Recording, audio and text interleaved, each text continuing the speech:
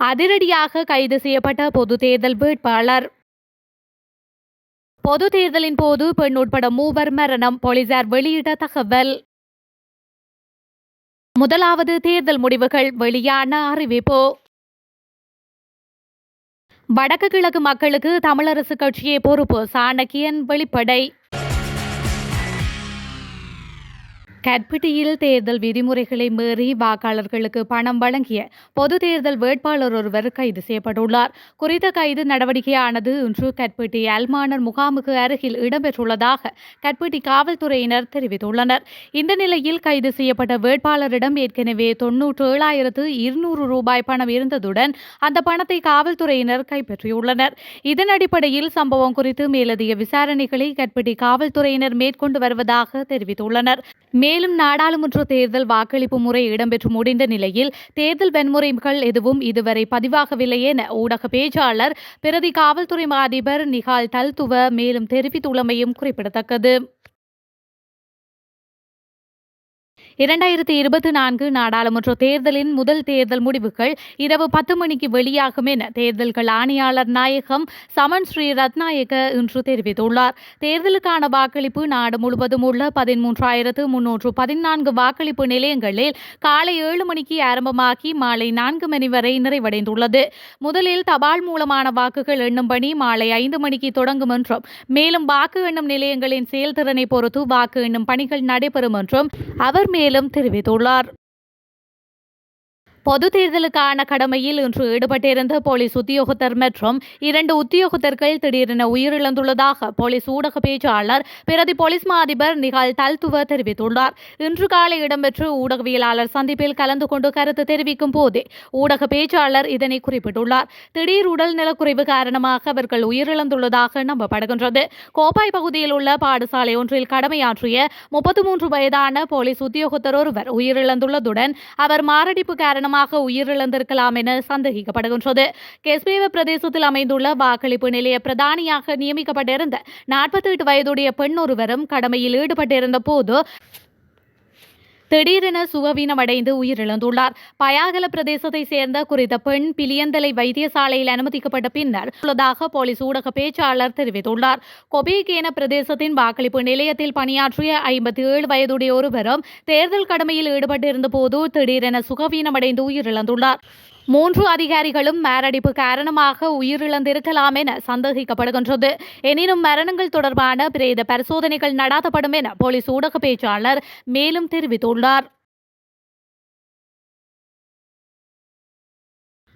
இலங்கையின் 10வது நாடாளுமன்றத்திற்கு உறுப்பினர்களை தெரிவு செய்வதற்கான தேர்தலில் ஜனாதிபதி அனுரகுமார திசாநாயக்க தனது வாக்கை பதிவு செய்துள்ளார். மருதானை பஞ்சிகாவத் அபய சிங்கராமவில் இன்று முற்பகல் ஜனாதிபதி அனுரகுமார திசாநாயக்க தனது வாக்கை பதிவு செய்தார். இதனையடுத்து ஊடகங்களுக்கு கருத்து தெரிவித்த அவர் மேலும் தெரிவிக்கையில் தேசிய மக்கள் சக்தி வலுவான நாடாளுமன்றத்தை அமைக்கும் என்றும் நம்பிக்கை தெரிவித்துள்ளார். மக்களுக்கு ஏற்புடையதான சட்டங்களை நிறைவேற்றி புதிய நாடாளுமன்ற கலாச்சாரத்தை உருவாக்க முடியும் என்றும் அவர் மேலும் குறிப்பிட்டுள்ளார். தேசிய மக்கள் சக்தி வடக்கு கிழக்கு தெற்கு மற்றும் மேற்கை ஒன்றிணைக்கும் ஆட்சியை அமைக்கும் என்றும் ஜனாதிபதி உறுதிபட குறிப்பிட்டுள்ளார். ஜனாதிபதி தேர்தல் வெற்றியின் பின்னர் நாட்டில் காணப்பட்ட ஜனநாயக ரீதியிலான சுதந்திரத்தை இனிவரும் தேர்தல் காலங்களிலும் எதிர்பார்ப்பதாகவும் தேசிய மக்கள் சக்தியின் ஆட்சியில் மக்கள் அதை உணர்ந்துள்ளனர் என்றும் அதனையே இந்த நாட்டின் தேர்தல் கலாச்சாரமாக மாற்ற எதிர்பார்ப்பதாகவும் ஜனாதிபதி குறிப்பிட்டுள்ளார். மேலும் 196 நாடாளுமன்ற உறுப்புரிமைகளுக்காக 8,361 வேட்பாளர்கள் இம்முறை தேர்தலில் போட்டியிடுகின்ற நிலையில் 29 ஆசனங்கள் தேசிய பட்டியல் ஊடாக தெரிவு செய்யப்படுகின்றமையும் குறிப்பிடத்தக்கது.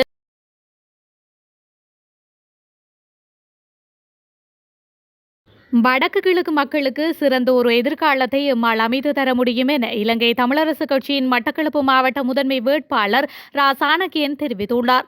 மட்டக்களப்பு பட்டிருப்பு தேசிய பாடசாலையில் வாக்களித்துவிட்டு கருத்து தெரிவிக்கையிலேயே அவர் இவ்வாறு குறிப்பிட்டுள்ளார். இதன்போது அவர் மேலும் தெரிவிக்கையில், நான் எனது வாக்கை எனக்காக செலுத்தியிருக்கின்றேன். என்னுடைய வாக்கு எதிர்வருகின்ற 5 வருடத்தில் எமது மக்களின் தலைமைத்துவத்தை தீர்மானிக்கின்ற வாக்காக நான் இதனை பார்க்கின்றேன். அதனை நான் உரியவாறு பயன்படுத்தியிருக்கின்றேன். தமிழ் மக்களுடைய அரசியல் தீர்வு இந்த நாட்டில் நடந்த சமூக விரோத செயல்கள், இனப்படுகொலை போன்றவற்றுக்கான விசாரணை நீதிகள் கிடைக்க வேண்டும்.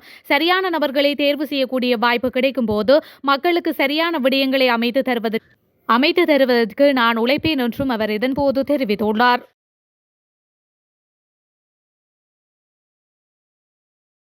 இலங்கையின் 10வது நாடாளுமன்றத்திற்கான உறுப்பினர்களை தெரிவு செய்வதற்கான பொதுத் தேர்தல் இன்று நடைபெற்றுள்ளது.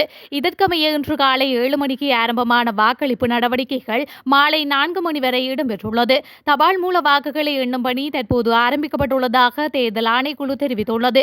ஏனைய வாக்குகளை எண்ணும் நடவடிக்கை இரவு 7:15 மணியளவில் ஆரம்பமாகும் என்றும் மேலும் தெரிவிக்கப்பட்டுள்ளது.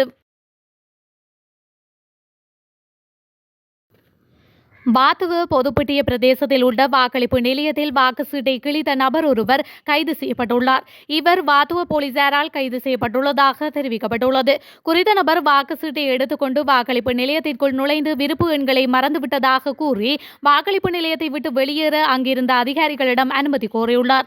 இந்த நிலையில் அதிகாரிகள் அனுமதி வழங்க முடியாது என்று கூறியதால் அவர் வாக்கு சீட்டை கிழித்து எறிந்ததாக போலீசார் குறிப்பிட்டுள்ளனர்.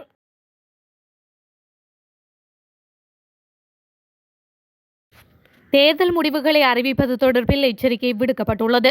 இலங்கை தேர்தல் ஆணைக்குழு இது தொடர்பிலான எச்சரிக்கையை விடுத்துள்ளது.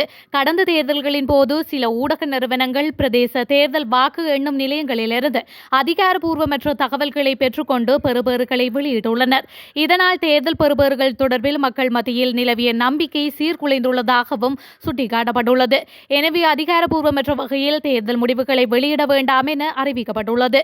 அதிகாரப்பூர்வமற்ற தேர்தல் முடிவுகளை வெளியிட ஊடக நிறுவனங்கள் தொடர்பில் சட்ட நடவடிக்கை எடுக்கப்படும் என தேர்தல் ஆணைக்குழு அறிவித்துள்ளது. பொது தேர்தலுக்கான வாக்களிப்பு நிலையங்கள் மீது தாக்குதல் நடாத்துவதற்கு முயற்சிக்கப்பட்டதாக வெளியான தகவல் உண்மைக்கு புறம்பானவை என தேர்தல் ஆணையாளர் நாயகம் சமன் ஸ்ரீ ரத்நாயக்க தெரிவித்துள்ளார். இன்று ஊடகங்களுக்கு கருத்து தெரிவிக்கும் போதே ஆணையாளர் நாயகம் இதனை குறிப்பிட்டுள்ளார். அத்துடன் நாடளாவிய ரீதியில் உள்ள அனைத்து வாக்களிப்பு நிலையங்களிலும் வாக்களிப்பு மிகவும் அமைதியான முறையில் நடைபெறுவதாகவும் அவர் தெரிவித்திருந்தார். சுதந்திரமான மற்றும் அமைதியான வாக்கெடுப்பை சகித்துக் கொள்ள முடியாத சிலர் இவ்வாறான பொய்யான அறிக்கைகளை வெளியிடுவதாக ஆணையாளர் நாயகம் மேலும் தெரிவித்துள்ளார். இவ்வாறான பொய்யான கருத்துக்களை வெளியிடுவதை தவிர்க்குமாறும் கேட்டுக்கொள்வதாகவும் ஆணையாளர் மேலும் தெரிவித்துள்ளார்.